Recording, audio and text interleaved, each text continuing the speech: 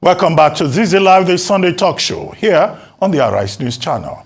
With me now, I have Segun Sopitan, the chairman, Accountability, Candor and Transparency Network. And also with me today is constitutional lawyer Jide Ologun.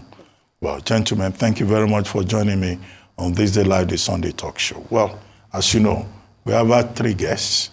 Dr. Boniface Chizia commenting on the Dangote Refinery about to commence production. Dr. Kabiru Adamu commenting on the accident in Tundumbiri on December 3. And then Ezio Yepere commenting on the irony of businesses in Nigeria living in what you may say droves, and yet the Nigerian government is looking for more people to come and invest in Nigeria. Maybe I should start with you, Segun Sopitan, on these three issues, and then I'll come to you, Segun. Thanks for having me again, Dr. Abati. For the refinery, I struggle for a response because there's a lot of opacity in that industry with regards to what the impact of this will have on the common man.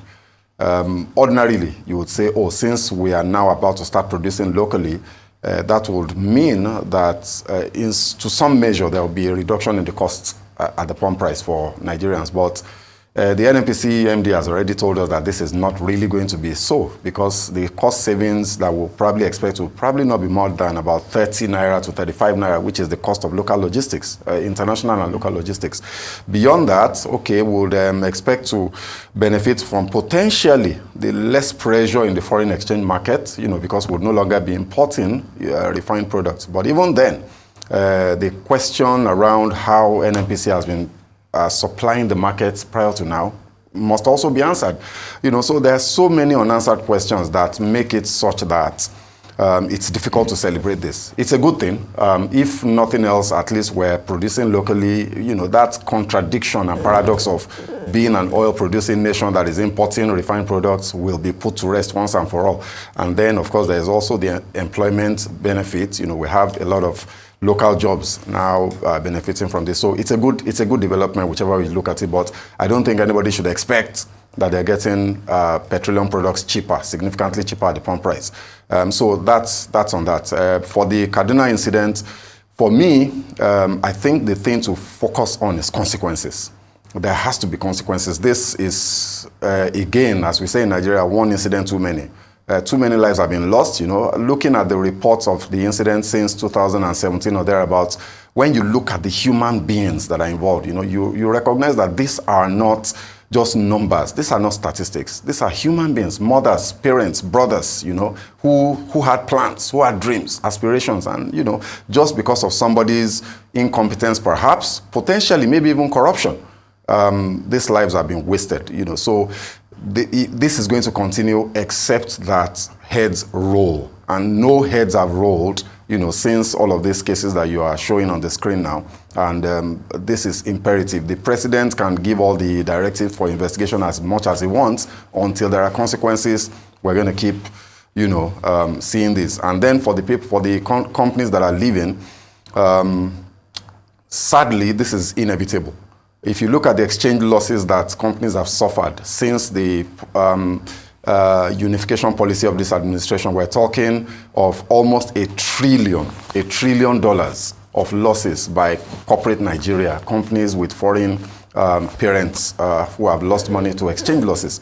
This is unsustainable, and you would find that inevitably you probably will see more companies leaving.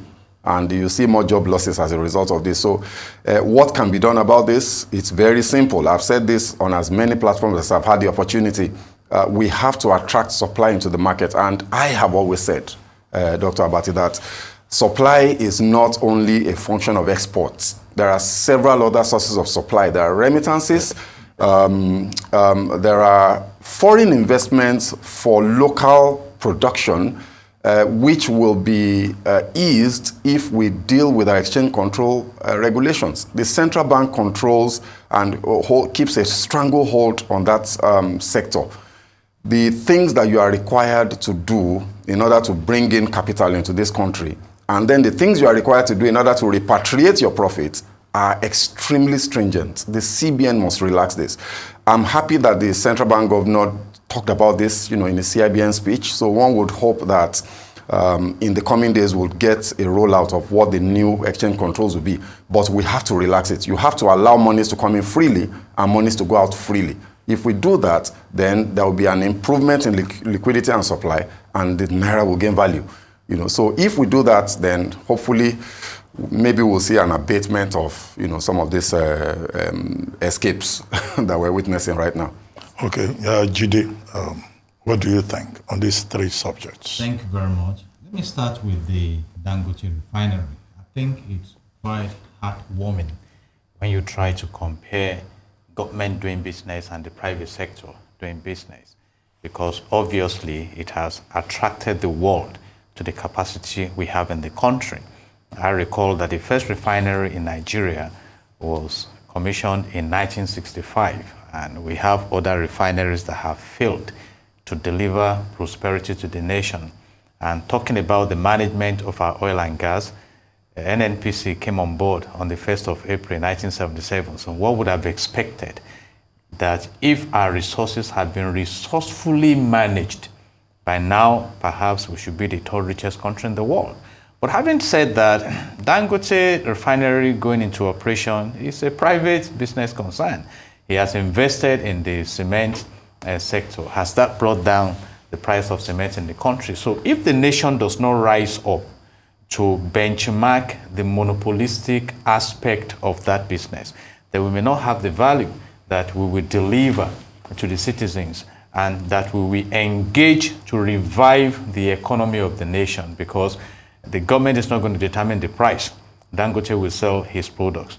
But the symbol is that it is possible to begin to revive our economic capacity in the country, and by extension, it will provide employment to some of the citizens and give us direct foreign investments, because there are other business concerns that are tied to the refinery business.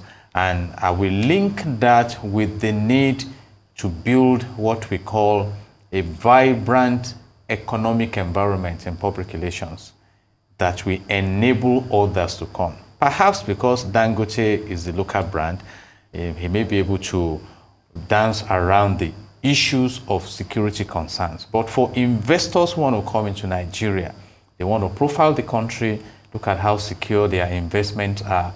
And with this report linked up with the accidental bombing in Kaduna, an investor will just ask the big question, hey, are they serious in that country? Because security is critical. And when you talk about accidents happen. But I recall vividly the invasion of Iran in Borno State. It was on the 17th of January, 2017, coded and mistake. So for how long will this mistake go? Because when you talk about military intelligence, it's about gathering information, evaluating them, and guiding tactics and how you engage. So, and look at this case of Kaduna. It happened twice. Now, like he mentioned, what will be the consequences? Are we going to continue like this? And Section 14, subsection 2 of the Nigerian Constitution 1999 as amended says that the security and the welfare of the citizens shall be the primary purpose of government. So we expect that once they are through with their investigations, if there are culpable personalities and operators, then they should be brought to justice, so that we don't end up with the saying of a wise man, Aesop, that said that when more is said and much is done, more is said than done. And that is the case of Nigeria. We've had several investigations. What have we done with these investigations? And I just mentioned the case of welfare now. Please, if you cannot retain the investors in your nation, then how are you going to attract new ones? There are three basic levels of wealth management. You create an enabling environment, create the local wealth magnets that will attract investors from across the world to bring their resources into your environment. But right now, investors are leaving. A big brand just left recently. Years ago, a big brand in the tire industry that was creating wealth, creating employment, and building the capacity of Nigeria had to relocate to a neighboring West African country for the cost of production. And we are still there now. Access to diesel, access to energy, and the government must wake up to this. If you go around the world and you bring investors in, and the investment environment is hostile, there we go. And when those who are within are leaving, there is a serious cause for concern. So if the intention really is to develop this country, there are deliberate things we should begin to engage. We look at our budgetary allocations. Are we throwing more into recurrent expenditure or capital expenditure? Are we securing the environment? Are we making investment in the nation attractive? And if we don't do this, the pressure on providing good welfare for the citizens will be getting worse.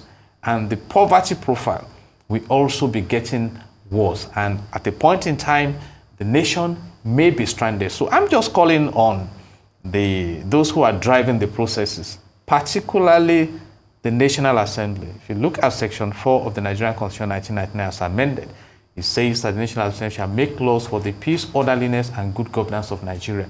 How can we do to begin to ensure that this nation starts enjoying the prosperity it deserves? I mean, he brilliantly mentioned, one of the analysts mentioned the case of oil thieves. And are we now saying that these oil thieves, they are ghosts, we don't know who they are? Then we talk about bandits, we talk about those who are trying to decimate the productive capacity of the country. And if we don't bring consequences, what happens? Because I know when you put all these things together that are making us to appear as if we are driving with the reverse gear, you can sum it up with a very strong provision in the Constitution, Section 15, subsection 5, that says that the state shall abolish corrupt practices and abuse of office.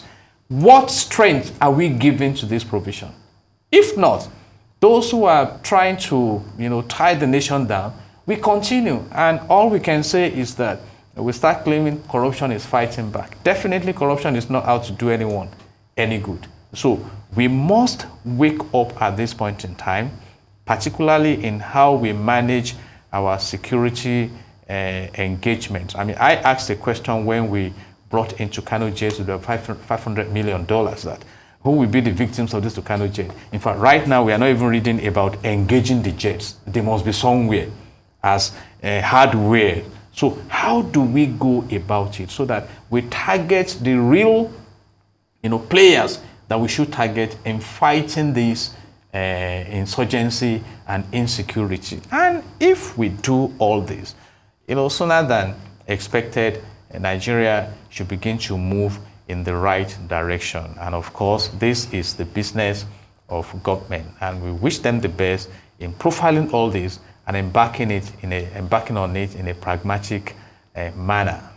Well, I hope government is listening. And we, the people, will keep talking and we'll keep making suggestions. Yeah. Well, let's take another story. For the first time in history, the Supreme Court of Nigeria is set to attain its full complement of 21 justices, following the recommendation of 11 justices to the National Judicial Council for appointment. Among those recommended by the National Judicial Council are 2 justices who sat on the 2023 Presidential Election Petition Court, Justice Haruna Samani and Justice Stephen Ada. A statement from the NJC said the recommended justices had emerged successful from the Council's interview committee. 22 justices were initially shortlisted to fill vacant positions on the bench of the Apex Court, which recently reduced to 10 justices, the lowest number ever. The last time the court got close to achieving its full complement was in 2020, when 8 justices were elevated from the Court of Appeal to join 12 other justices on the bench of the Apex Court. However, owing to retirements and deaths, the bench in the last 3 years continued to experience depletion, raising serious concerns among litigants and Nigerians in general. The statement, signed by NJC's Director of Information, Sojioye, listed the other recommended justices as Justice Jumai Sankey, Justice Chidiebere Uwa, Justice Chioma Nwosu Iheme, Justice Mo Adumeyi, and Justice Obande Ogunya. Others, Justice Habib Abiru, Justice Jamilu Tuko, Justice Abubakar Umar, and Justice Mohammed Idris. Well, gentlemen, Jide, you're a lawyer, so let me start with you on this subject. Now, we're going to have the full complement of justices on the Supreme Court bench, as had been demanded by so many people. What is the good news all about?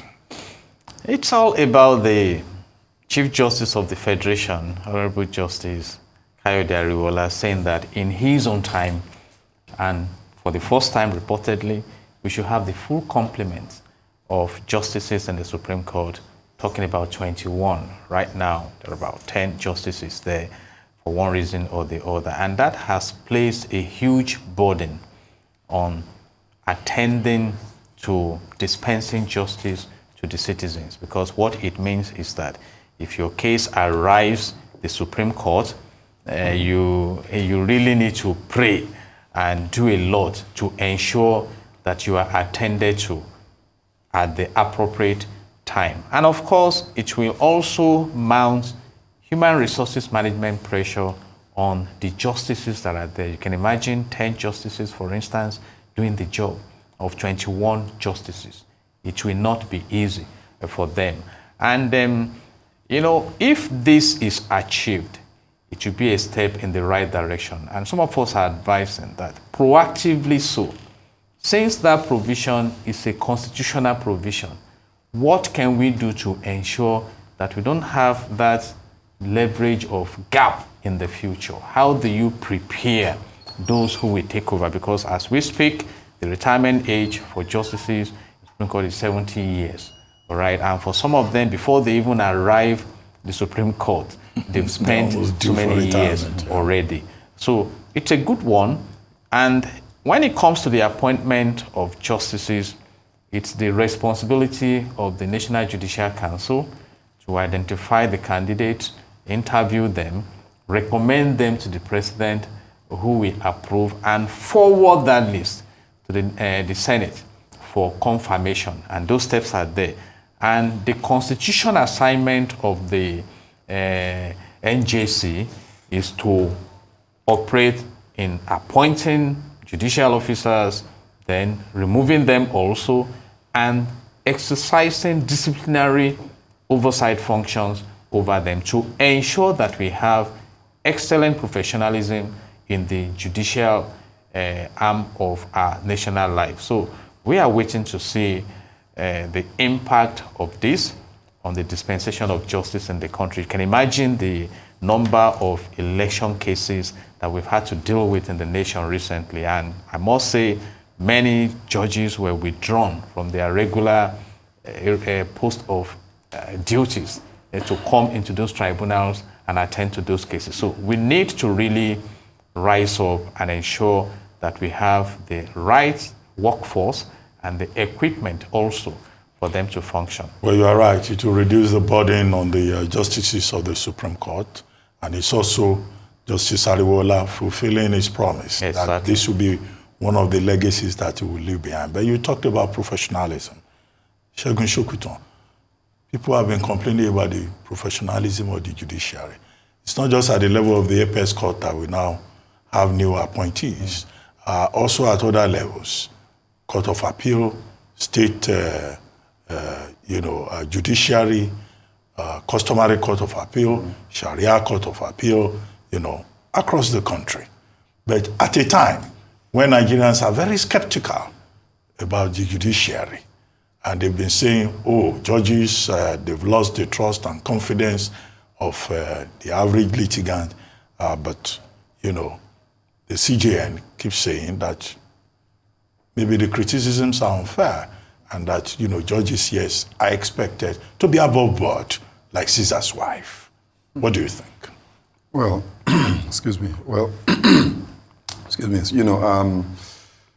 As a civil society person, I have a perspective. I have a slightly different perspective to this. It's a good thing that we now find ourselves in a position where, for the first time in a long time, we have all of the positions within the Supreme Court filled. But I think we have to go beyond this. One of the things that struck me, talking about professionalism in the judiciary, one of the things that struck me about this news is the fact that the president must still assent, approve, these appointments. It's procedural. It's a procedural thing. And the National Assembly must also, accordingly, the Senate must also approve. I know it's procedural, but I would like to see a situation where, if it were possible, that Nigeria takes another look at its governance structures and governance systems to ensure that we do have true and genuine independence of these arms from the other, such that they can genuinely act as checks and balances for each other. As we speak now, if you have ever had, the fortune or otherwise to have dealings with any court of law in Nigeria, you find that administratively they're struggling. And I'm sure my brother, who is a lawyer, would also agree with this. Administratively, the Nigerian judiciary needs to be reviewed. We need fundamental reforms to happen within the judiciary in order for us to have proper administration of justice, whether in criminal matters or in civil cases. Talking about investment climate, you cannot attract investment to a country where my interests as a business operator is not guaranteed of protection by a professional and independent judiciary. You just can't. If I come to Nigeria with billions of dollars and then I have a dispute with the federal government, for example, I need to be sure that if I go to the judiciary, I will get justice without interference from the executive. So these issues of independence, of the judiciary, I think we need to look at it a bit more. You look at the recent presidential elections and how that has ended with the PEPT and then the Supreme Court. And then you find that, as controversial as some of those issues were, split Nigeria right down the middle, almost in two halves, possibly even more so. One of the justices, the head of that panel, has now been elevated to the Supreme Court. And the integrity of, I'm not going to impugn anybody's integrity. I think that everybody will do their job hopefully as is expected of them.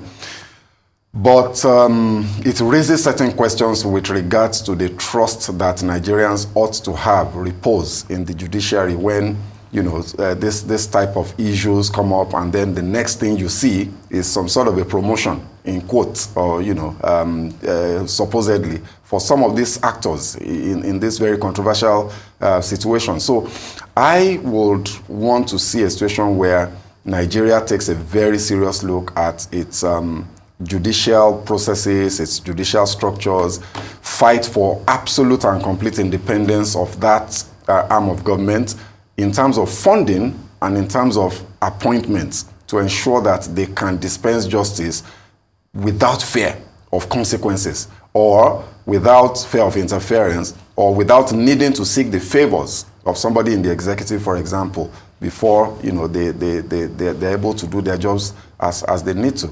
So for me, these are my own views with regards to this. I'm not really concerned about, filling those positions. I think that Nigerians deserve better than what we're getting from the judiciary as it stands today. Okay, two different views. Fair enough. Let's take our final topic, now a foreign subject.